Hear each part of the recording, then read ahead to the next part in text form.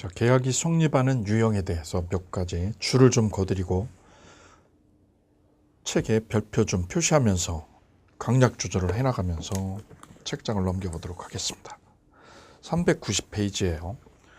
계약이 성립하는 첫 번째 유형이 청약과 승낙에 의해서 계약이 성립하는 거라고 그랬죠.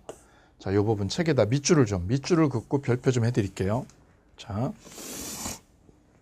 청약에서 먼저 방가로 2번 청약의 요건에 동그라미 1번.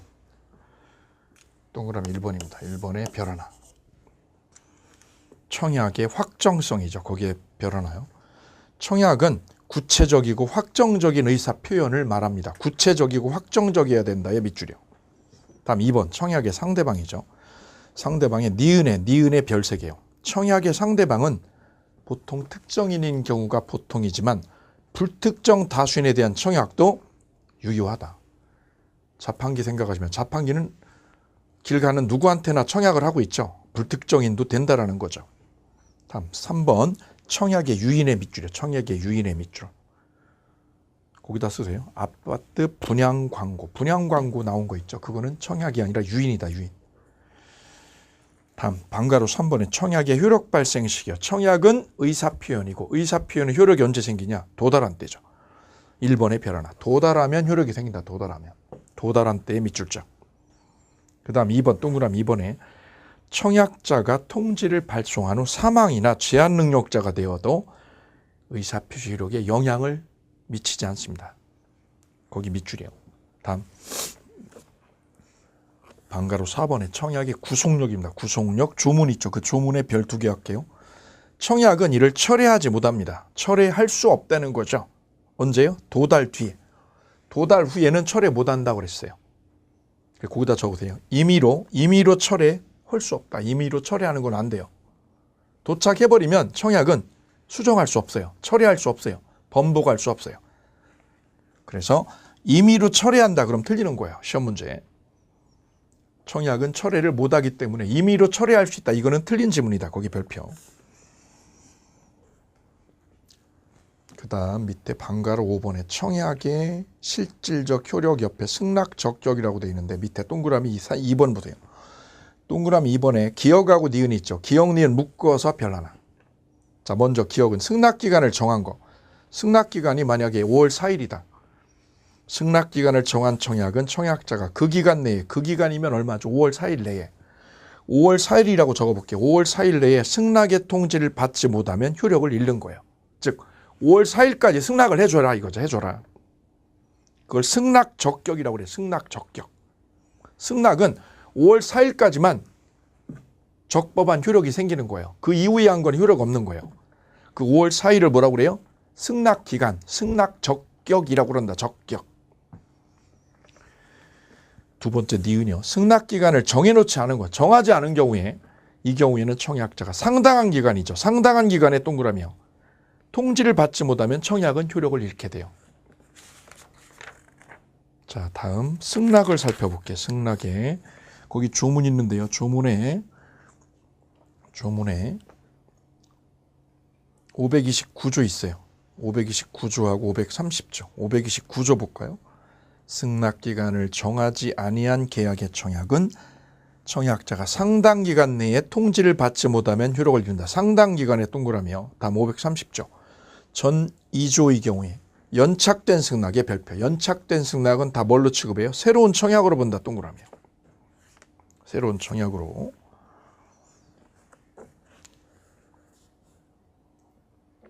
그 다음 밑에 승낙에서요. 승낙에서 동그라미 1번에 별 3개요. 승낙자요. 승낙 여부는 그의 자유이며 해답 의무도 지지 않아요. 해답 의무가 없다. 답변해 줄 의무가 있느냐? 없는 거예요. 따라서 청약자가 청약을 하면서 청약에 대한 해답이 없으면 뭐한 거로? 승낙으로 간주한다고 한 경우 이는 상대방을 구속해요. 구속하지도 않고 그 기간이 초과하면 계약은 성립하는 게 아니라 불성립으로 된다. 거기 별 3개 아주 중요하다고 그랬죠. 청약을 하면서 5월 4일까지 답변 없으면 계약이 성사된 거로 취급한다. 이거는 일방적인 거죠. 그거는 상대방을 구속하는 힘이 없어요. 왜? 일방적으로 떠드는 거니까. 그 다음 우측에 방가로 3번 볼게요. 방가로 3번. 승낙의 효력 발생 시기하고요. 대화자간하고 격지자간 있죠. 대화자라는 거는 말 주고받는 게 대화자죠. 대화자끼리는 도달하면 효력 생기죠. 문제가 되는 건 2번입니다. 격지자간의 승낙. 격지자간의 승낙은 승낙의 통지를 뭐한 때? 발송한 때. 발송한 때 성립합니다. 발송한 때의 별세계예요. 거기다 쓰되 도달주의의 예외라고요. 도달주의의 예외다. 청약은 도착한 때고 승낙은 뭐한 때? 발송한 때다. 자, 이래서 청약과 승낙에 대해서 계약이 성립하는 모습을 한번 쭉 책을 통해서 점검을 했고요. 이제 두 번째는요. 교차 청약을 보죠. 교차 청약. 조문을 통해서 볼게요. 교차 청약하고 의사실현 있죠. 의사실현. 우리 책에는 의사실현이 먼저 나와 있고 이게 뒤에 나와 있네요. 의사실현 볼게요. 청약자의 의사 표시나 관습에 의하여 승낙의 통지가 필요하지 아니한 경우 계약은 승낙의 의사 표시로 인정되는 승낙의 의사 표시로 인정되는 뭐가 있을 때? 사실이 있을 때. 사실이 있을 때 동그라미에 뭐가 있을 때? 행동이 있을 때. 행동이 있을 때 거래가 성사되는 거예요. 이게 의사실현. 거기다 써도 돼요. 자판기에 동전 넣은 때. 자판기에 동전 넣은 때 사실 행위가 있죠. 그럼 그때 거래가 성사되는 거예요. 이게 의사실현 문제. 뒤로 넘어가면 교차청약이 나오네요. 교차청약. 우연히 내용이 딱 교차해서 맞아 떨어진 거. 이게 교차청약. 볼까요? 당사자 간에 동일한 내용의 청약. 내용이 똑같아야죠. 그 상호 교차가 되면 양청약이 상대편에게 뭐한 때? 도달한 때. 양청약이 도착이 되면 그때는 거래가 이루어진 거예요. 양청약이 뭐한 때? 도달한 때요, 발송한 때요. 도달한 때입니다. 도달한 때의 별표. 그래서 조심할 게 이거예요. 격지자 간의 승낙은 효력이 언제 생기나? 이거는 발송한 때지. 이건 발송한 때. 격지자 간의 청약과 승낙 중에서 이 승낙이라는 거는 효력이 언제 생겨요? 발송한 때죠. 교차 청약은 언제 되는 거예요? 교차했잖아요. 두 개가. 그죠? 근데 뭐가? 청약이요. 청약이 교체했잖아요. 청약이 교차했을 때는 청약이라는 의사표현은 언제 효력이 생겨요? 도달한 때요. 그래서 이 두 가지가 미묘하게 달라요. 교차 청약은 청약이잖아요. 청약이니까 효력이 언제 생겨요? 도달해야지, 도달. 발송이 아니라 도달주의죠. 시험에는 이걸 발송한 때라고 시험에 몇 번 나왔어. 틀린 거예요. 교차 청약은 청약이니까 도달해야 돼, 도달해야 돼. 발송주의가 아니죠. 근데 격지자 간의 승낙은 효력이 언제 생겨요? 발송한 때다. 여기 별세개. 청약은 언제 생기고? 도달한 때. 얘는 도달이고 승낙만 발송주의다. 이 두 개 구별을 잘 해두시기를 부탁을 드리고 강조합니다. 이 암기 딱 되셔야 돼요. 청약은 도달한 때, 승낙은 발송한 때, 교차 청약은 도달한 때. 의사실현은 언제 돼요? 자판기에 동전 집어넣었을 때, 사실행위가 있을 때. 세 가지죠. 이 세 가지의 계약 성립 유형 중에서 시험 문제 하나가 딱 나온다는 거예요. 별거 아니네요. 그죠? 그래 밑에 예제 문제가 있으니까요. 여러분 한번 점검을 해보시기 바랍니다. 그 예제 문제로 다음 계약 체결상의 과실을 한번 보도록 할게요. 계약 체결상의 과실이라는 게 뭐죠? 잘못이 있었다는 거죠. 잘못. 이게 아주 특수한 건데요. 특수한 거니까 이루 일반적인 일상생활에서는 보기 어려운 법리예요. 계약 성립이라는 거는 우리가 눈으로 쉽게 보는 거죠. 야, 둘이 합의했어. 계약 성립했다 이거죠. 근데 지금 보는 건 아주 특수한 거예요. 아주 특수한 거. 계약 체결상에 뭐가 있었다? 과실이 있었다라는 건 뭐야? 잘못이 있었다는 거야. 잘못이 있었다. 거기다가 위에다가 이렇게 그림을 하나 위에다가 이렇게 살짝 그려놔 주시면 좋겠습니다. 계약 체결상의 과실 위에다가 그림을. 얘가 공장을 매도할 사람, 매도인. B가 공장을 뭐 할 사람? 매수할 사람, 매수인. 제 친구가 공장을 하고 있는데 공장이 잘 되니까 공장을 더 늘리려고요. 공장을 더 늘리려고 자기 공장 말고 다른 공장을요. 근처에 있는 공장을 또 하나 인수하려고 그랬죠. 인수하려고. 이때 이 친구를 보니까요. 전에는 한 5, 6년 전만 해도 이 친구보다 옆에 큰 공장들이 많았거든요. 아주 큰 공장들이. 직원 200~300명 되는 공장들이 많았는데 오히려 그런 공장은 다 사라지고 부도 맞고 사라졌어요. 어떻게 된 거냐 그랬더니 그쪽은 현금 거래가 아니라 어음이라든가 이런 걸 거래하다 보니까 경기가 안 좋아지고 이러면서 부도 나서 사라졌는데 자기는 이 친구는 현금만 거래하다 보니까 자기는 살아남은 거예요. 옆에 있는 거래처들은 다 없어졌는데 지 혼자 딱 살아남아 버린 거죠. 그러니까 경쟁이 치열해지면서 오히려 이 친구는 덕을 본 거예요. 공장을 새로 인수하려고 이 친구가, 제 친구가 마음을 먹고 있었어요. 근데 이 친구가 준비성이 워낙 좋아요. 친구들하고 약속을 해도 1시간 전에 먼저 와 있어. 1시간 전에. 직장에 있어도 이 친구는 6시 전에 무조건 거기 회사 안에 딱 도착해 있는 거죠. 20몇 년 넘게 한 번도 늦은 적이 없다는 거예요. 20년 넘게 한 번도 직장에 6시 넘은 적이 없다는 거죠. 집에 퇴근도 일찍해요. 집에 퇴근도 6시 되면 지 와이프가 이렇게 냄비에다가 밥을 이렇게 끓여가지고요. 딱 대기해 놓고 있다는 거죠. 너 왜 일찍 들어가? 그러면 왜 일찍 들어가? 그러면 냄비밥 먹으러 일찍 들어가지. 이렇게 웃으면서 얘기를 합니다. 예. 저녁에 8시 되면 불 끄고 잔다는 거죠. 8시도 한참 늦었다는 거죠. 밥 먹고 좀 이따 바로 자는 스타일이니까. 8시 이후에 전화를 못 해요. 이 친구한테는. 예. 그 정도로 일찍 자고 일찍 일어나는 스타일이죠. 준비성이 엄청 강한 이 친구가 저 공장을 살려고 25억에 살려고 자기 돈 일부 있고 그러니까 20억 정도를 융자를 받아놨어요. 융자를. 은행에다 융자를 신청한 거죠. 그럼 융자를 받아놓으면 여기서 이자가 나가요? 예, 이자 나가죠. 이자 나가. 이자가 지불이 되고 있죠. 근데 준비성이 강하니까 미리 해놔야 돼. 이 친구는. 뭐 불확실한 거 이런 걸 용납을 못하는 스타일이에요. 그리고 이자를 내고 있어요. 그래서 이 공장을 뭐 하기로요? 매매하기로 계약이 어떻게 된 거냐면 체결이 된 거예요. 체결했어요. 그런데 계약 체결하기 전에 어떻게 된 거예요? 공장이 이미 이틀 전에 불이 나버렸다고. 공장이 불나버렸다는 거죠. 공장이 계약 뭐 할 당시에 체결 당시에 불타버렸다. 멸실했다는 거죠. 공장이 멸실했다는 거예요. 멸실했다. 여기에 공장이 만약에 공장 1, 공장이 2개가 있었다. 2개 다 불나버린 거. 전부 불능이라고 그러죠. 전부 불능. 그럼 불능이죠. 언제부터? 계약 체결할 때부터.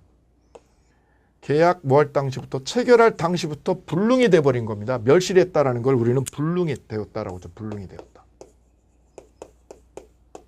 불능이야 불능. 며칠 전에? 이틀 전에 불났어. 그럼 계약을 했어야 돼요? 하면 안 되는 거지. 이게 만약에 3월 1일이 계약일이다. 근데 이틀 전에 불났다 그러면 계약하면 안 되는 거지. 그런데 얘는요. 돈이 필요한 거야. 돈이 필요한 거야. 그래서 불이 났는데도 어떻게 한다고요? 계약하자고 부동산에 와서 계약서를 썼다는 거죠. 문제는 얘는요. 이 친구 상대방은 저기가 이틀 전에 불난 걸 알았을까요? 몰랐겠죠. 전혀 모르죠. 이쪽 상대방은, 이 매수자 상대방은 전혀 모르고 있어요. 모르고 있고 아무런 과실이 없어요. 무과실이야. 근데 이 자식은요. 이쪽 매도인은 이틀 전에 불난 거. 이틀 전에 뭐 한 거? 불탔다 이거죠. 불난 거. 이틀 전에 불나버린 걸 얘는 어떻게 하고 있어요? 알고 있었다는 거죠. 알면서도 계약서를 쓰러 나타난 거죠.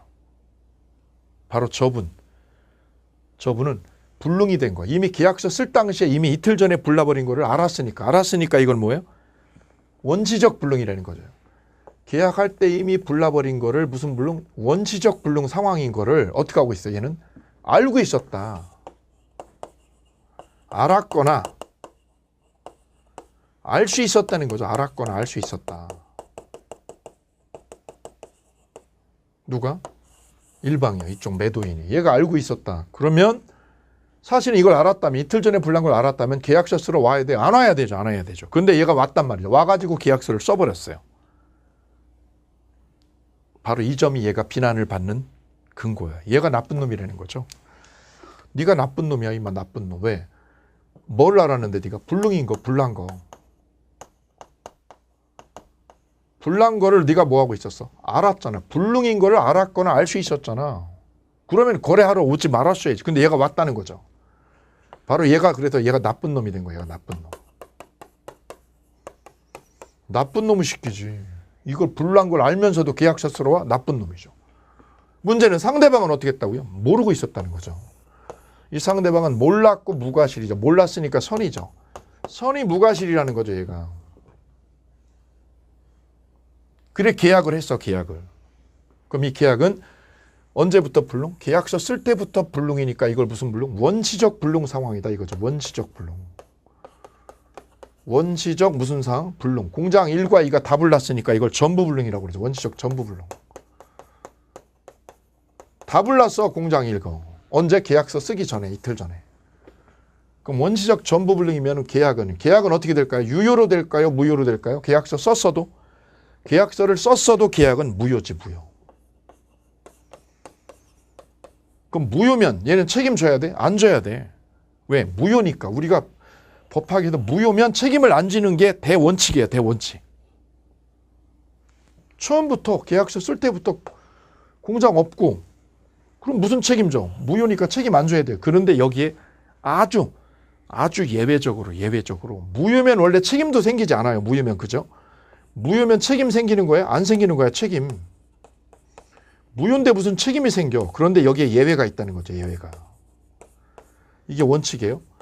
무효인 때는 책임을 서로 묻는 거 아니야. 무효인데 무슨 책임을 져, 이 사람아. 애초부터 공장이 없는데 지금. 근데 예외적으로 불난 거를 뭐 하고요? 알 수 있었잖아. 알 수 있었던 이 사람이 계약을 했다. 이거는 잘못한 거죠. 비난을 받아 마땅하죠. 그 얘가 어떻게 했다고요? 계약을 했다 이거죠. 계약 될 거를 얘가 믿고 있었다. 믿고. 그래서 어떻게 했다고요? 융자를 받고 이자까지 내고 있다면 얘는 계약이 무효로 됐으니까 20억은요 은행에다 도로 돌려주면 되지만 뭐를 낸 거야? 이자 낸 거 있죠. 이자 낸 거 그다음에 대출 받을 때 돈, 대출 비용 들어가죠. 비용. 그죠? 설정비 같은 거. 저당 설정 비용이 들어가죠. 이런 비용에 대한 손해를 입었죠. 이런 손해를. 이 손해를 누가 처리해 줘야 되느냐? 얘가. 불능인 거를 뭐 한 사람? 알았거나 알 수 있었던 이 사람. 이 사람이 나쁜 놈이죠. 이 사람이 누구한테요? 이 상대방이 입은 이 손해 있죠. 이 손해. 이 손해를 변상을 해줘라. 이 법리를 우리는 계약 체결상의 과실이라고 그래요. 계약 체결할 때, 계약 뭐 할 때? 체결할 때. 계약 체결할 때 얘한테 뭐가 있었냐? 과실이 있었다. 과실. 알았거나 알 수 있었으니까 얘가 과실이 있다. 과실. 이걸 계약 체결상의 과실이라고 이름 붙인 거는 여기 때문에 그래요. A가 나쁜 놈인데 왜 나쁜 놈이에요? 계약 체결할 때 과실이 있잖아. 알 수 있었잖아. 알 수 있었어. 그래서 이름하여 뭐라고 그래요? 계약 체결상에 뭐라고 그래요? 과실이라고 그런다. 과실 책임. 손해 물어줘 임마. 네가 손해. 뭔 손해? 이거 20억 돌려주면 되는데 이자 나간 거. 얘가 이자 까인 거 네가 물어주라고. 이 손해를 뭐라고 그래? 신뢰손해라고 그래. 신뢰손해. 신뢰손해를 네가 변상해 주라고. 이 법리를 뭐라고 그래요? 계약 체결상의 과실의 법리라고 그래요. 자, 이 계약 체결상의 과실은 언제요? 언제 성립하느냐? 그 성립 요건이에요. 성립 요건이 딱 중요한데 그게 이거예요. 첫째는 원시적 불능해야 돼. 원시적 불능. 원시적 전부 불능해야 된다. 별표. 원시적 불능의 반대말은 그럼 뭐죠? 후발적 불능은 안 돼요. 무슨 불능? 후발적 불능 안 돼요. 후발적 불능. 후발적 불능일 때는 개체과를 계약 체결상의 과실을 얘기하면 안 되는 거예요.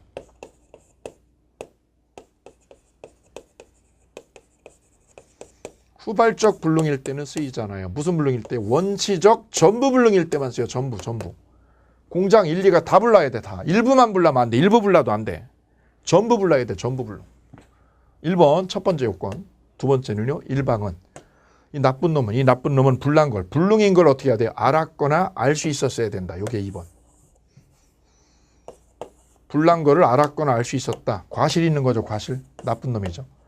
상대방은 어떤 요건 갖춰야 돼요? 선의 무과실이어야 돼요. 이 세 가지가 요건이에요. 원시적 불능인 거를 얘는 알았고 상대방은 몰랐고. 그러면 계약은 무효지만 예외적으로 책임져 안 져. 책임을 져. 책임져. 그 책임을 무슨 책임이라고 그래요? 계약 체결상의 과실 책임. 계약 체결상의 과실 책임. 그래서 머리 글자를 따면 이렇게 돼요. 개체과라고 그래. 개체과. 거기 동그라미 넣어볼게요. 계약 체결상의 과실할 때 개체과라고 우리는 앞으로 줄여서 부르자고요. 줄여서. 개체과 책임은 언제 붙이는 거예요? 원시적 전부불능인 거를 일방은 알았고 상대방은 몰랐을 때다. 자, 조문 목계 535조가 바로 계약 체결상의 과실을 규정을 해놓고 있어요. 목적이 불능한 계약을 체결할 때 여기서 불능은 무슨 불능? 원시적 전부불능이다. 전부불능. 거기다 써요. 후발적 불능 안 되고 일부 불능도 안 돼. 공장 일리가 다 불러야 돼. 이미 계약서 쓰기 전에. 그 불능을 뭐한 사람? 알았거나 알 수 있었던 놈. 나쁜 놈이죠. 거기다 써요. 나쁜 놈. 알았거나 알 수 있었던 놈. 나쁜 놈은 상대방이 계약의 유효를, 계약이 유효라고 뭐해서 믿었음으로 인하여 받은 손해. 믿어서 받은 손해. 그게 뭐죠? 구체적으로 이자. 이자 까인 거. 이자 까인 걸 뭐라고 그래? 신뢰손해. 신뢰손해라고 거기다 적어서 신뢰손해를 변상해줘라. 이항 전항의 규정은 상대방이 불능을 뭐 했을 때 알았다, 알 수 있었다 적용되지 않아요. 그럼 뒤집으세요. 알았다를 뒤집으면 뭐죠? 선의이고 무과실이어야 된다. 선의 무과실일 때만 적용이 된다라는 거예요. 오케이. 이 법리를 뭐라고 그래요? 개체과라고 그래. 개체과. 오케이. 자, 거기까지 보시고 이제 계약 성립에 관한 논의는 마치도록 하고요. 두 번째 계약의 효력으로 주제를 바꿔보도록 하겠습니다. 자, 계약 종류 끝냈고요. 계약 성립에 관한 논의 끝냈고요. 그 다음 개체과 세 개를 끝냈어요. 계약 종류 끝냈어요. 쌍무계약, 유상계약 이 문제. 두 번째 계약 성립. 청약과 승낙이 합의가 되면 되는 거죠. 합의가. 그 청약과 승낙으로 거래가 이루어지는 거 살펴보셨어요. 그 다음 계약 체결상의 과실 문제. 개체과에 대해서 살펴보셨어요. 아주 특수한 경우죠. 계약서 쓰기 전에 이미 계약이 실행이 불가능한 상황인 거. 아주 특수한 경우. 자, 이제 보실 때는 계약의 효력입니다. 계약의 효력. 지금 제가 이렇게 딱 이걸 계약법 총론의 체계도를 딱 이렇게 제시한 이유는 우리 체계도 보면 이 틀이, 큰 틀이 눈에 안 들어오게 돼 있어요. 혼자서 공부하기도 전개하기도 정리하기도 어렵게. 이 틀을 그래서 앞에다 이렇게 제시를 하면서 들어가니까 이대로 따라오시면 큰 틀 정리하고 논점이요. 논점을 압축하는 데 많은 도움이 되세요. 법학은 시스템이라서 큰 틀에서 하부 시스템을 계속 만들어 가는 거예요. 저 큰 시스템을 만들어냈다는 거는 공부를 할 수 있는 기초를 잘 다져가고 있다. 이렇게 보시면 좋습니다. 자, 계약의 효력 부분입니다. 계약의 효력. 계약이 성립했죠. 그러면 계약은 그 성립에 따른 효력이 각각 생기게 되죠. 자, 그 효력에 관한 논의 보도록 하겠습니다. 자, 그 계약의 효력에서 먼저 공의본에 쌍무계약의 효력이라고 나와 있죠. 쌍무계약이 뭐예요? 아까 유상계약하고 쌍무계약을 제가 구별을 해드렸어요. 이 남자하고 여자하고 데이트할 때 남자가 밥 사면 여자가 매번 같이 커피값을 내는 거죠. 이게 쌍무계약이죠. 매번 맞대응을 하는 거, 맞대응을. 매번 하는 거야, 매번. 어쩌다 하면은 유상계약이죠. 따라서 쌍무계약이라는 거는 이게 맞대응하는 거니까 이렇게 논의를 다시 달리 말할 수 있어요. A의 채무가 성립하면 얘 채무가 성립했다 그러면 타방 채무죠. 타방이니까 누구죠? 반대편이죠. 타방의 채무도 어떻게 되는 거예요? 같이 성립하는 거예요. 왜? 맞대응해야 될 거 아니에요. 그럼 A가 채무를 이행하면 A가 채무를 이행을 한다? 그럼 B도요. 타방도 어떻게 해야 돼요? 이행해야지. 커피값 내야지. 밥 산다 그러면 커피값 지불해야 되는 거지. 나 밥값 내는데 너 뭐하냐? 커피값 내. 왜? 서로 맞대응하는 거야. 맞대응. 그럼 얘가 밥값 안 내면 얘도 어떻게 해요? 커피값 안 내는 거네. 이게 쌍무계약이야. 쌍무계약. 그래서 쌍무계약은 계약이 성립해서 이행할 때까지 그리고 계약이 뭐 할 때까지 소멸할 때도요. 이 채무가 소멸하면 타방 채무도 어떻게 돼요? 똑같이 소멸해. 똑같이 맞대응하는 거예요. 언제부터? 성립해서 소멸할 때까지 맞대응하는 구조로 왔다가 이렇게 맞대응하고 치고받는 게 바로 쌍무계약이라는 거예요. 그래서 이 쌍무계약은 피곤해 안 피곤해? 피곤해요. 왜? 계속 맞대응을 해줘야 되는 거니까. 그래서 쌍무계약으로 공부한다라는 수험생은 제가 질문 10번 던지면 10번의 답변이 와야 되는 거죠. 이게 쌍무계약이죠. 그거 공부 잘하고 있다는 거죠. 힘들지만. 그럼 유상계약으로 하는 거는요. 제가 10번 던지면 졸다가 한 번 답변하면 그게 유상계약이야. 따라서 쌍무계약은 피곤하고 힘든 거예요. 왜? 계속 맞대응을 해줘야 되는 거니까. 그 쌍무계약의 이 특질에서 우리는 동시행항변권이라는 권리를 얘기를 하게 돼요. 즉 얘가 이행을 하면 A가 채무를 이행하면 타방도 어떻게 해야 돼? 이행을 같이 해줘야죠. 이걸 동시에 해주는 게 공평하지 않느냐.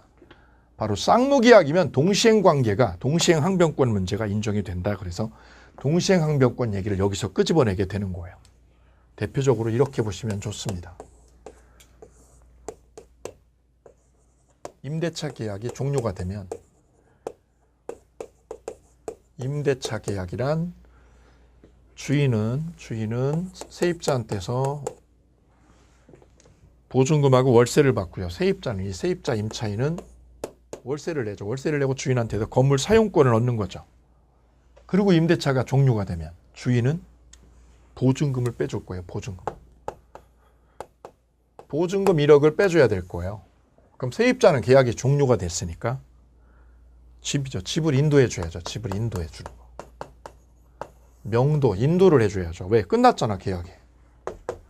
그럼 네가 먼저 주는 거야. 내가 집을 먼저 빼야 되는 거야. 아니야. 내가 왜 먼저 줘? 얘가 줘야 나도 주는 거야. 그러면 세입자가 집을 인도하는 거, 방 빼주는 거하고 주인이 보증금 반환하는 것, 이것이 동시행관계라는 거죠. 동시행관계 있다. 동시에 줘라. 그래야 공평하지 않아. 줘. 네가 주면 볼까요? 동시행이라는 거는 얘가 주면 보증금 주면 얘도 어떻게 방키를 같이 줘. 같이 줘라 이거죠. 같이 줘라. 그걸 동시행이라고 그래. 동시행.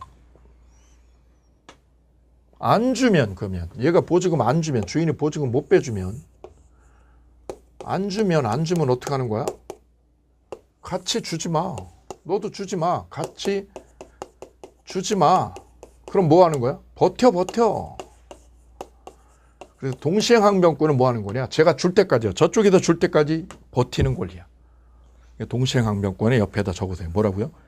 상대방이 줄 때까지 버티기다. 버티기. 얘가 줄 때까지 버티기. 상대방이 뭐 할 때까지요? 줄 때까지 뭐 하는 거? 버티기 하는 거를 동시행항변권이라고 정의를 하는 거예요. 우리 초등학교 때 보면 여자애들 둘이 이렇게 머리끄댕이 잡고 싸우죠. 이렇게 머리끄댕이. 그럼 남자가 말릴 때 뭐라고 그래요? 야, 동시에 놔. 하나, 둘, 셋 하면 동시에 놓는 거야. 동시에 놔. 놔. 너도 놔. 동시에 놔. 안 놓으면. 놔 그랬는데 셋에 안 놓으면. 얘가 안 놓으면 상대방도 어떻게 해? 놓지 마. 얘가 뭐 할 때까지. 놀 때까지 너도 버텨. 이걸 동시행항변권이라고 한다. 항변권. 항변이 뭐야? 버티는 거야. 동시행은 같이 주는 거야. 이거는 안 주면 안 주는 거야. 남편이 집에 안 들어오면 여자도 집에 안 들어오는 거야. 버티는 거야. 뭐 할 때까지? 남편이 들어올 때까지. 신랑이 들어올 때까지 버티는 거야. 항변할 수 있는 거야. 이걸 묶어서 동시행항변권이라고 하는 거야. 따라서 동시행항변권은 동시에 주는 거하고 안 주는 거를 합성한 거 이렇게요. 동시에 주고 안 주면 같이 주지 마라. 맞대응하라고. 맞대응. 줬냐 A가? 그럼 B도 줘라. 같이 줘. 맞대응하라니까. 안 줬냐? 주지 마라. 맞대응하는 거죠. 이게 동시행항변권. 이 논의는 어디에서만? 쌍무계약에서만. 이렇게 쌍무계약에서만 치고받고 맞대응이 가능한 거죠. 그래서 동시행항변권의 논의는 어디에서? 쌍무계약을 전제로 한다. 적으세요. 위에다가. 쌍무계약을 전제로 깐다. 전제다. 편무계약에서는 동시행항변권은 꺼내면 안 되는 거예요. 우리 시험 문제 20회 다음 중 동시행항변권이 인정되지 않는 거 그럼 뭐를 고르면 돼요? 편무계약을 고르면 돼요. 편무계약은 뭐가 있죠? 증여나 사용대차. 그거는 편무계약이니까 동시행항변권은 꺼낼 건덕지가 없다. 자, 그럼 이 동시행항변권을 이제 하나씩 풀어가 볼게요. 별거 아닌데 내용인즉슨 많아요. 여기가 보기보다 내용이 좀 많습니다. 보증금 주면 방 빼주고 안 주면 안 주는 거죠. 이렇게 논의는 간단한데 여기 판례가 좀 복잡한 내용의 판례들이 많이 좀 껴들어와 있어요. 그 판례를 점검을 잘 깔끔하게 해주는 것이 여기 학습의 포인트입니다. 의의, 공평의 원칙이다. 공평의 원칙. 동시행항변권이란 쌍무계약으로부터 생기는 각 당사자의 채무는 서로 대가적인 의미를 가지고 연결되어 있다. 대가적 의미를 가지고 연결되어 있다는 게 뭐죠? 맞대응한다. 맞대응. 서로 맞대응. 적으세요. 서로 뭐 하는 거? 맞대응하는 거죠. 따라서 쌍무계약의 당사자는 상대방이 제공할 때까지, 제공이 뭐죠? 줄 때까지요. 상대방이 줄 때까지 버티는 권리다. 채무 이행을 거절할 수 있다. 거절하고 버틴다죠. 거절할 수 있는 권리 밑에다 뭐라고요? 버티기다. 버티기. 줄 때까지 버티는 권리. 자, 두 번째 법적 성질 한번 볼게요. 이 동시행항변권의 법적 성질. 이 동시행항변권은 얘가 언제까지 얘가 버티는 거예요? 영원히 버티는 건가요? 너 언제까지 버티냐? 영원히 버티는 거야, 세입자? 아니야. 상대방이 뭐 할 때까지요? 줄 때까지만 내가 연기시키는 거야, 연기. 영원히 버티는 게 아니라 연기하는 거. 언제까지? 상대방이 줄 때까지지. 얘가 줄 때까지만 이게 버티기가 먹히는 거야, 이 버티기가. 영원히 버티는 게 아니야. 그래서 이거는 상대방이 줄 때까지 연기하는 거야, 연기. 얘가 줄 때까지만 연기시킬 수 있는 거라서 이거를 연기적 항변권이다라고 이름 붙였어요. 연기, 딜레이 시키는 거죠. 딜레이 시키는 거. 영구적인 게 아니다. 영구적인 거야? 아니야. 영구적인 거 아니야. 영구적인 거 아니지. 얘가 주면은 나도 줘야 되니까. 그래서 이거는 영구적인 게 아니라 연기시키는 거라고요. 그래서 기억에 동시행항변권은 상대방의 청구권을 영구적으로 소멸시키는 영구적 항변권 아니죠. 연기시키는 거라서 연기적, 딜레이 시키는 연기적 항변권이다. 이렇게 얘기를 하는 거예요. 동시행항변권은 영구적 항변권이다. 틀렸죠. 영구적인 게 아니죠. 연기하는 거예요. 그냥 줄 때까지. 얘가 줄 때까지만 내가 늦추는 거야. 늦추는 연기적인 권리다. 두 번째, 니은. 채무자가 이 항변권을 포기하는 건 자유다. 포기하는 건 자유예요. 왜요? 계약 자유니까. 즉 이 세입자는 보증금 줄 때까지 버틸 수 있죠. 항변권으로 버틸 수 있죠. 근데 얘가 저 주인하고 친해. 여기 새 들어올 때 저 주인이 많이 도와줬어요. 가구도 몇 개 사주고 이래가지고 너무 친해졌어. 근데 주인이 돈이 안 돌아가지고 돈을 보증금을 못 내주고 있다. 그때 세입자가 항변권을 권리 행사를 한다는 거는 버티는 거죠. 돈 나올 때까지요. 주인이 보증금 가져올 때까지 방을 안 빼고 버티는 거란 말이죠. 그런데 이 세입자가 저 주인 편의를 봐주기 위해서 항변권을 이걸 포기해버리고 어떻게 할 수 있어요? 안 버티고 이사를 가버릴 수 있다고요. 왜? 자기는 돈이 준비가 돼서 새로 이사 갈 집에 돈이 준비가 돼서 돈이 흘러가고 있다. 유동성이 생겼다. 그렇다면 방을 빼주고 이 돈은 나중에, 그럼 주인님 나중에 빼주세요. 한 달 안에. 그럴 때는 이 세입자가 항변권을 권리 행사를 안 하고 포기해버린 거죠. 이 항변권 포기하는 거는 이 사람의 자유죠. 계약자의 자유다. 그래서 채무자가 항변권을 포기하는 건 얼마든지 자유롭게 할 수 있어요. 즉 당사자의 약정으로 동시행 항변권을 뭐 하는 거? 배제시키는 특약은 무효가 아니라 유효다. 기출문제 22. 이 계약에서는 이 동시행 항변권이 강제 규정이 아니라 임의 규정이에요. 특약대로 하면 돼. 특약대로. 얘가 지 마음대로 포기해도 돼. 포기해도. 왜? 얘 마음이죠. 얘 마음. 그 말은 얘가 이거를 포기했다는 거, 항변권을 포기했다는 거는 집을 어떻게 한 거예요? 먼저 비워줘도 되는 거예요. 보증금 나오기 전에 얘가 어떻게 해도 돼요? 집을 어떻게 해도 돼요? 먼저 비워줘도 된다. 즉 항변권을 뭐 해버리고 포기했다. 항변권을 포기했다라는 거는 얘가 어떻게 했다는 거죠? 먼저 비워줬다라는 거야. 먼저 비워줬다. 그 말은 얘가 먼저 뭐 했다는 거? 거기다 써보세요. 먼저 비워줘도 된다. 비워줘도 오케이다. 오케이. 먼저 집을 비워줘도 오케이라는 말은 이건 뭐라고 하느냐? 이거를 학문적인 용어로 뭐라고 하느냐? 일방이 선이행을 해도 선이행 하는 거, 일방이 뭐 하기로 하는 거, 먼저 이행하기로 하는 거, 이것도 오케이라는 거예요. 내가 먼저 해줄게. 오케이. 자, 머리끄댕이 여자 둘이 잡고 있는데 원래는 동시에 놔야죠. 근데 안 놔. 안 놓더라도 이쪽에다 뭐라고요? 내가 먼저 놓게. 먼저 선이행을 하는 것 같아요. 이 말은 항변권을 포기했다는 거죠. 항변권 포기하고 얘가 어떻게 돼? 일방 쪽에서 어떻게 한다고요? 먼저 이행하는 거. 이것도 가능하다. 내가 먼저 할게. 내가 먼저 방 뺄게. 돈 나중에 줘. 이거 얼마든지 가능한 거예요. 다음 3번 동시행 항변권하고 유치권하고 살짝 다른데, 자, 이건 나중에요. 심화 과정에서 따로 소개를 해드리도록 할게요. 간단하게 소개해드리면 이 동시행항변권은 누구끼리요? 계약 당사자끼리 취급하는 거야. 왜요? 계약이니까. 계약은 쌍무계약의 당사자끼리 밀당하는 거야. 근데 유치권은 물권이잖아요. 물권이니까 누구한테? 모든 사람에게, 즉 제3자에게도 유치권은 먹히죠. 그 점이 달라요. 거기다 적어볼게요. 동시행항변권은 누구한테? 계약 상대방에게. 계약 상대방에게 들이대는 거예요. 유치권은 누구한테 들이대요? 모든 사람에게. 유치권은 모든 사람에게 들이대는 거예요. 그 점이 구별이 가장 중요한 차이다. 나머지는 나중에 보도록 하고요. 자, 이제 동시행항변권의 성립 요건 나와 있죠. 동시행항변권의 무슨 요건? 성립 요건에 관한 거. 성립 요건.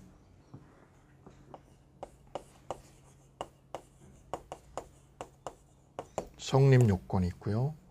여기 세 가지 있어. 세 가지. 두 번째는 동시행항변권의 항변권의 효력입니다. 항변권의 효력.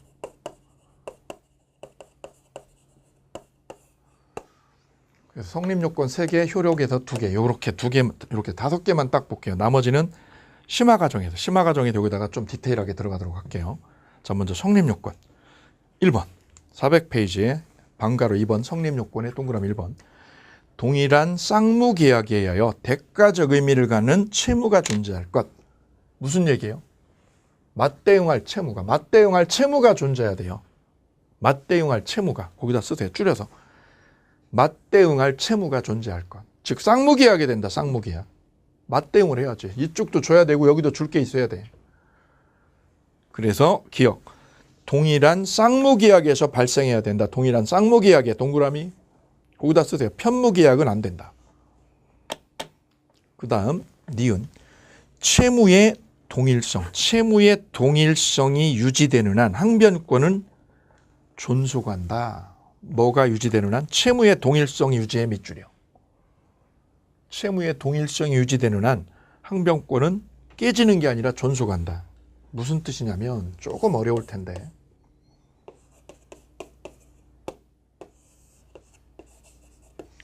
이걸 매매했다고 가정해 볼까요? 거기다 그림을 하나 그려볼까요? 얘가 집을 B한테 1억에 매매했다고 해볼게요. 1억에. 그러니까 A는 뭐를 줘야 될까요? 매도인은 집을 줘야 되고 매수인은 돈을 줘야죠. 돈을 얘한테 주면 되지. 이렇게요. 그런데 집주인 A가 집을 팔고요. 집을 얘한테 팔고 이 집값이죠. 집값 1억 받을 거를 누구한테요? C한테 양도했어. 얘가 받을 돈을 집값 1억 받을 돈을 누구한테? 친구한테 양도했다고. 그럼 얘는 뭘 양도받은 거예요? 집값이죠. 집값 채권 1억을요. 1억을 얘한테서 양도받은 거예요. 채권을 뭐 한 사람? 양도받은 사람.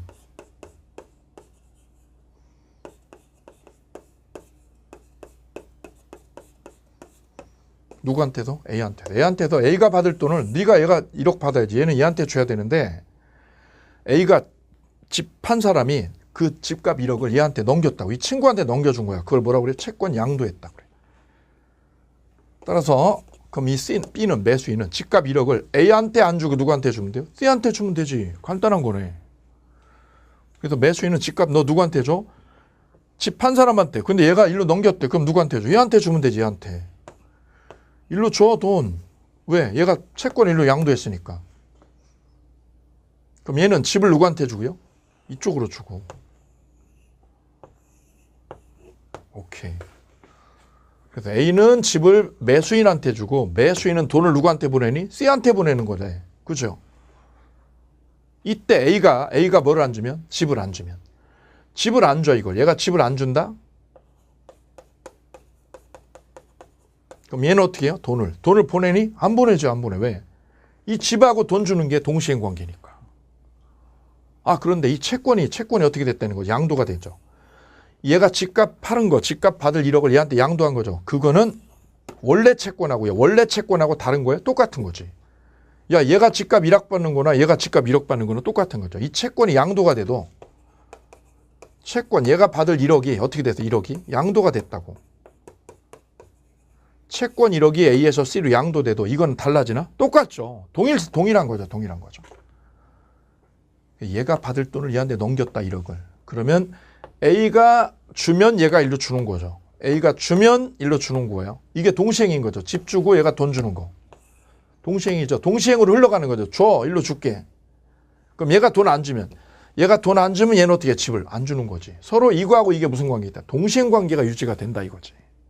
이게 바로 니은입니다. 채권 양도 등으로 당사자가 A에서 C로 변경이 되더라도 채무에 뭐가요? 동일성. 그 동일성이 유지되면 항변권은 깨지는 게 아니라 존수간다. 거기 별표. 21의 기축. 그다음 우측에 동그라미 2번 보실 차례. 동그라미 2번. 자, 첫 번째 성립 요건은 쌍무계약이어야 된다. 쌍무계약. 서로 주고받고 맞대응할 게 있어야지. 맞대응을. 두 번째는요. 채무의 변제기죠. 채무의 변제기가 도래할 것. 채무에 뭐가 도래할 것? 변제기. 변제기 지났냐고. 이 날짜. 보증금 주기로 하는 날짜 지났냐? 지났어. 방 빼주기로 하는 날짜 지났어. 지나야 돼 이거. 이걸 뭐라고 그래요? 변제기가 지나야 된다고. 변제기. 두 번째. 그 변제기의 동그라미 변제기. 거기다 쓰세요. 변제기 뭐라고요? 줄 날짜가 지날 것.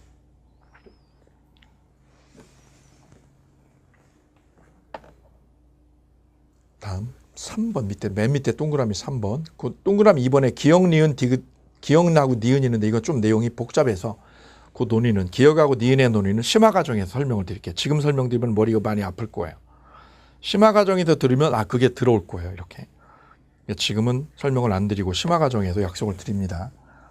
다음 밑에 동그라미 3번. 상대방이 이행 또는 이행 제공을 하고 있지 않을 것. 이 말이 어려운데 무슨 뜻이냐. 다른 말로 바꿔볼게요. 3번을.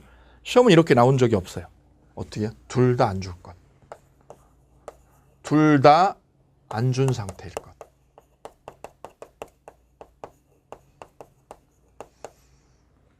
주인도 안 주고 세입자도 안 줘야 돼. 그래야 동시행 항변권이 먹히는 거야. 만약에 얘가 보증금을 줬는데 얘가 동시행 항변권 행사한다. 말도 안 되지. 얘가 줬는데 일방이 제공하면 얘는 항변권 주장하면 안 되는 거지. 따라서 동시행 항변권으로 버틴다라는 말은 얘가 버틴다라는 얘기를 하려면 어떻게 해야 돼요? 이쪽도 안 주고 타방도 안 줘야 돼요.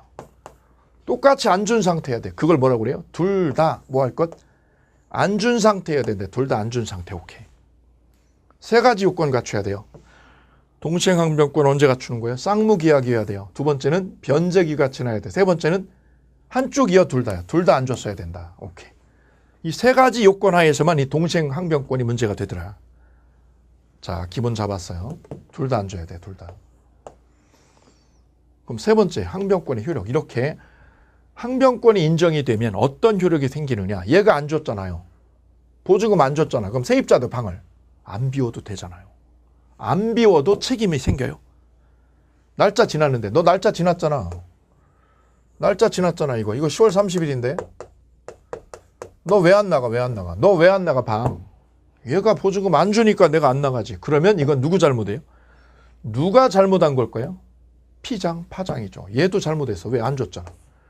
상대방도 잘못했어. 왜요? 안 비웠잖아. 피장, 파장이에요. 둘 다 안 줬기 때문에. 그래서 이거는 어느 누구한테 책임을 물을 수가 없다라는 거죠. 그래서 동시행 항변권이 인정되면 어떤 효력이 생기느냐? 첫째. 둘 다 책임이 없어요. 둘 다 뭐가 없어요? 책임이 면제돼요. 둘 다 책임이 없는 거예요. 왜요? 안 주니까 내가 안 주는 건데 누가 잘못이야 이거는. 아무도 둘 다 책임이 없는 거예요. 면제되는 상태입니다. 그래서 이걸 뭐라고 하느냐. 다른 말로 지체 책임이. 지체를 했다. 얘가 집을 안 비우고 있다. 보증금을 얘가 안 주고 있다. 지체하고 있죠. 지체에 대한 책임이 없다라는 거야. 없다.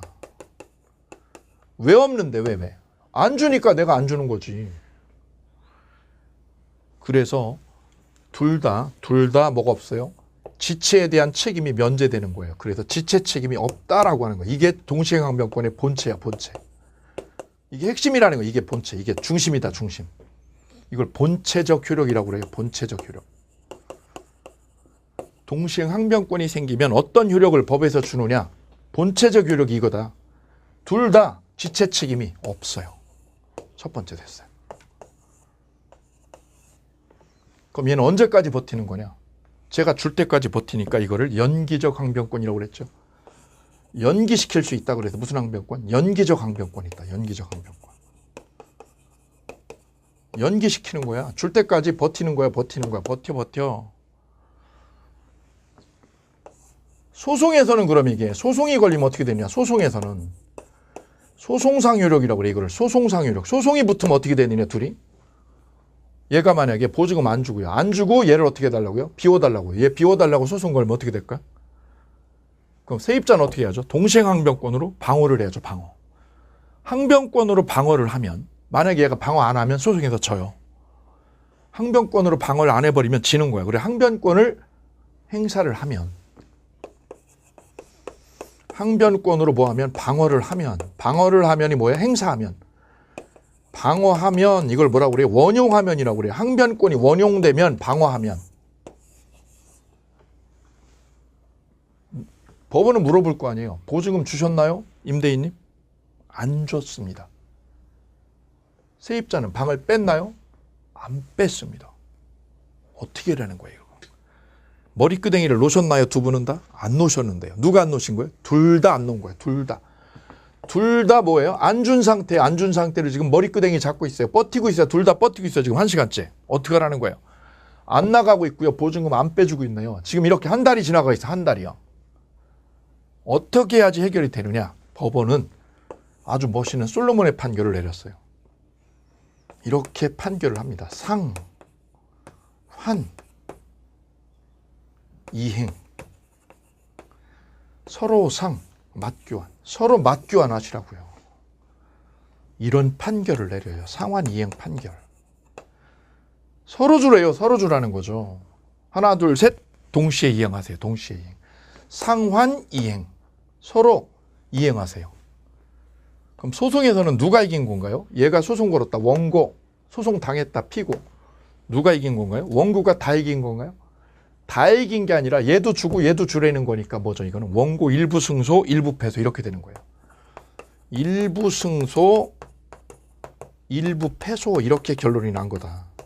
즉 어느 누구도 잘한 거 없다는 거죠. 둘 다 똑같다 이거죠. 일부 승소, 일부 패소다. 전부 승소가 아니라 일부만 이겼다. 일부만. 그래서 소송이 걸리면 이렇게 끝나요. 결론이 이거예요. 소송 걸리기 전에는 둘 다 책임이 면제돼요. 그건 무슨 책임이 없다? 지체 책임이 면제된다. 이게 본체죠. 소송 걸리면 그래서 방어가 되면 항변권으로 방어하면 원용이 되면 이걸 원용이라고 그래요. 항변권이 원용이 되면 법원에서는 무슨 판결을 때린다? 상환이행 판결을 때린다. 이런 뜻. 1번하고 3번 꼭 기억해 주십시다. 자, 그러면 뒤로 넘어가면 항변권의 효력이 나와 있어요. 1. 실체법상 효력. 1. 이행 지체 저지요. 지체 저지 위에다 뭐라고 써요? 둘 다 지체 책임이 없다. 둘 다죠. 한쪽이요, 둘 다요? 둘 다. 그 다음 2번 소송상 효력이요. 소송상 효력에 니은의 별 두 개, 니은의. 기억의 별 두 개, 여기 기억의 별 두 개, 니은의 별 두 개. 니은. 2번에 니은 볼게요. 피고의 항변권이 법원에 의하여 받아들여지면 왜다 쓰래요? 항변권으로 방어하면. 법원은 원고 패소 판결을 때리는 게 아니라 무슨 판결을요? 상환 이행 판결. 그러니까 원고 일부 승소, 일부 패소로 결론이 나더라. 너 다 이겼냐? 아니야. 일부만 이기고 일부는 졌어. 오케이. 그 다음 방가로 5번에 동시행 항변권의 확장 적용 나와 있죠. 확장. 자, 그 중에서 기억 동그라미 해볼까요? 전세권이 소멸하면, 끝나면 전세권자, 세입자는 목적물 인도하고요. 설정 등기 말소 의무. 등기 말소까지 해야 됩니다. 말소의 밑줄이요. 계약 끝나면 전세권 말소 서류까지 줘야 돼요. 그 다음 니은의 계약이 해제되면 쌍방은 원상회복 해야죠. 원상회복 의무도 동시행입니다. 서로. 기억 동그라미와 니은 동그라미. 디귿 삭제. 디귿 삭제하시기 바랍니다. 그 다음에 미음도 삭제. 우리 시험 범위가 아니기 때문에 시험에 출제될 리가 없어요. 여러분 공부할 때 짐만 돼요. 짐만. 짐 덜어드리는 거예요. 디귿 삭제, 니을 삭제. 그 다음 동그라미 2번에 판례가 인정하는 경우 나와 있죠. 기억의 동그라미. 변제하고 영수증 교부는 동시행입니다. 빚 1억 갚죠. 그러면 영수증 끊어주죠. 이게 동시행입니다. 니은 삭제. 그 다음 니을 동그라미야. 니을. 임대차 종료되면 임대인은 뭐 빼주죠. 보증금 빼주고 임차인은 목적물 반환. 이거 동시행입니다. 그 다음 미음 동그라미야. 계약이 무효되면 부당이득 반환하죠. 거기다 서로 돌려준다. 서로 돌려주는 거를 부당이득 반환 의무라고 그래요. 그 다음 동그라미 3번에 보면 시험에 중요한 건 이 부분이에요. 판례가 부정하는 거. 동시행관계 부정하는 거예요.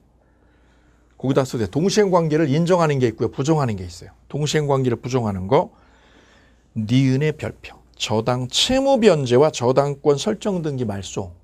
이렇게 돼 있잖아요. 내가 저당권을 은행 저당권 대출받은 거 있다 이렇게. 내 집을 국민은행 가서 은행 가가지고요. 대출 1억을 받고 저당권 여기 설정이 돼 있다. 저당권. 그럼 저당권을요. 은행 저당권을 내가 이걸 말소해서 없애려면 이거 말소 작업을 하려면 내가 해야 될 일은 뭐냐. 채무자가 할 일은 1억을 어떻게 하는 거야. 변제하는 거죠. 이걸 변제하는 거고 그래야 은행은 이걸 말소시켜 주거든요. 그럼 어느 게 먼저일 걸까요? 이거 동시에 할까요? 아니면 먼저 할까요? 변제가 먼저다. 이게 먼저죠. 먼저 되고 저당권 말소는 나중에 해주는 거야. 이게 변제가 다 끝나야만 은행에서 이걸 말소 작업을 해준다. 그래서 변제하고 이 저당 말소는 동시행이 아니다. 먼저다. 먼저의 별표. 뭐 먼저? 변제 먼저. 빚 갚는 게 선이행이라고 그러죠. 선이행. 그 니은을 꼭 기억을 해두시고요. 나머지는 나중에 점검하면 되겠습니다.